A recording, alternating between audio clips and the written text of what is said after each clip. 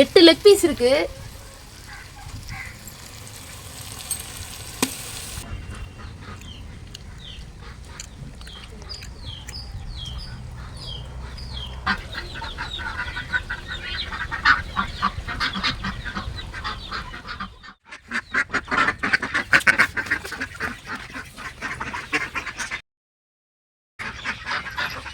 இன்னைக்கு வாத்துக்கறி ஸ்பெஷல்.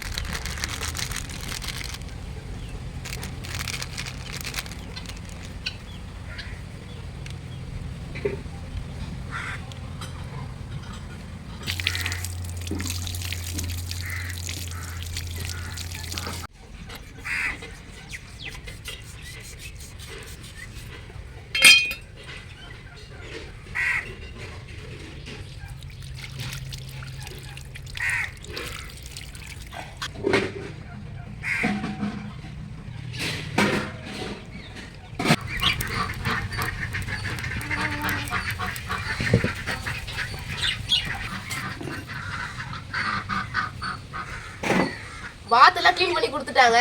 நம்ம கிராமத்து ஸ்டைல்ல வாத்துக்கறி சூப்பரா ஒரு கிரேவி செஞ்சிருவோம்.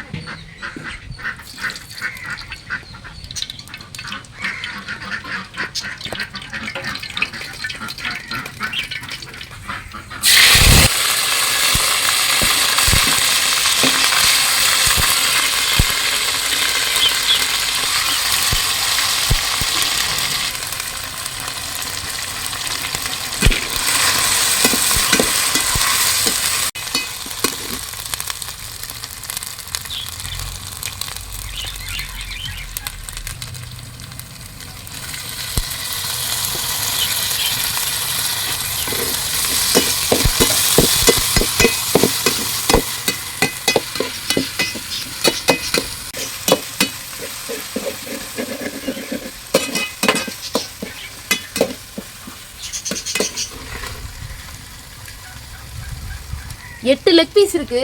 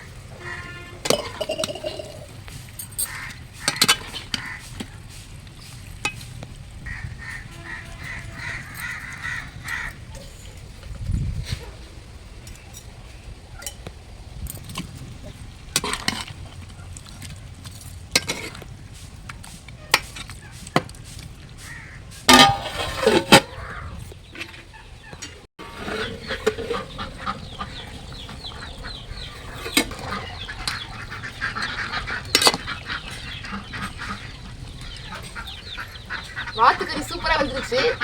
அவ்வளவுதான், கிரேவி ரெடி.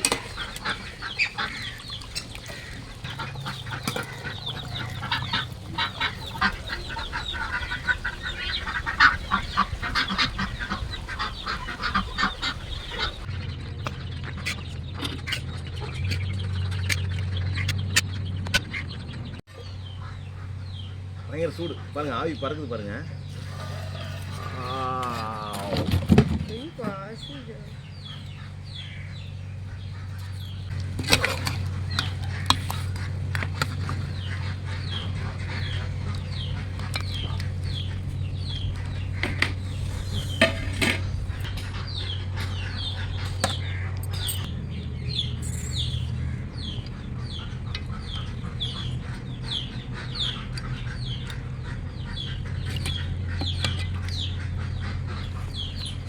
வாத்து லெக் பீஸை பார்த்துருக்கீங்களா?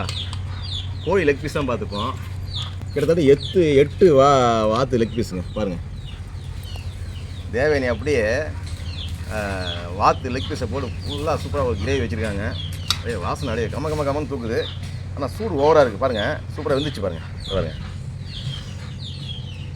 இந்த செதெல்லாம் வந்துச்சு பார்த்தீங்களா? சூப்பராக வந்துச்சுன்னு அர்த்தம்.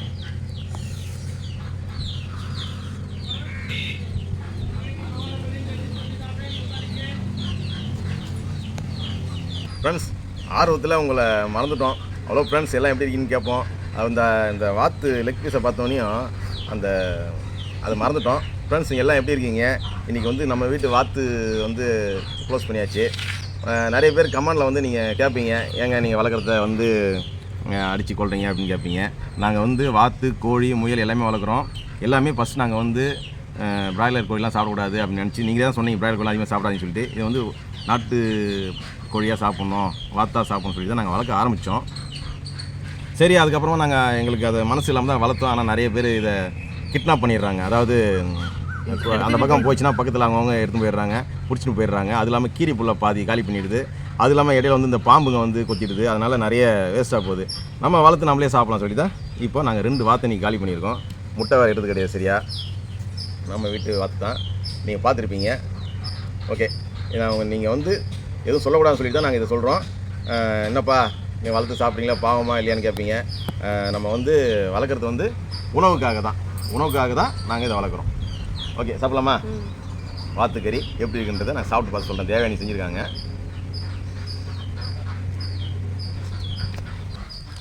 பாருங்க, சூப்பராக வந்துச்சு பாருங்க. சூப்பராக வந்துச்சு.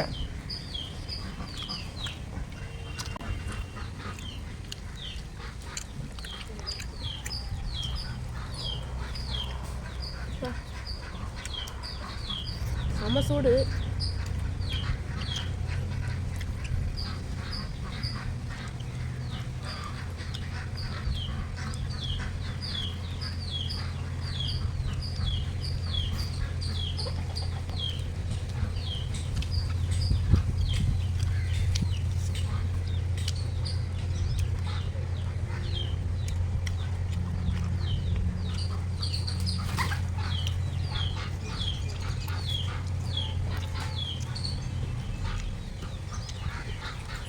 தேவயானி குழம்பு கொஞ்சம் ஊற்று.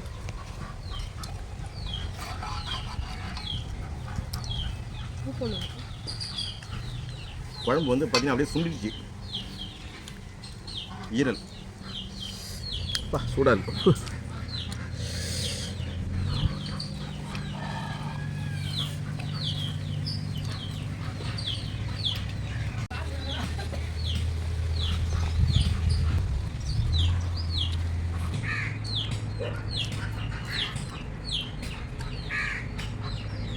தேவயானி குழம்பு அட்டகாசம்.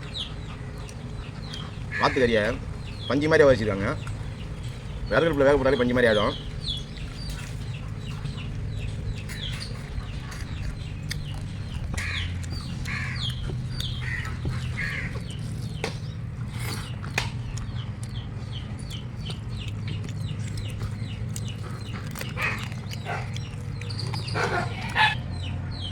அட்டகாசமாக இருக்குது வாத்துக்கறி கிரேவி. நம்ம சூப்பர். கறி வைக்கட்டாப்பா? போதும். நானே 3 லெக் காலி பண்ணிட்டேன்.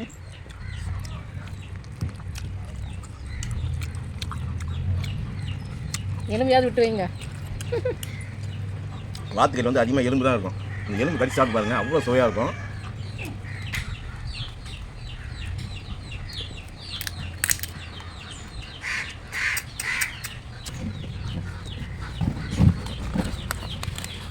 பாந்து குட்டி ஓடியா.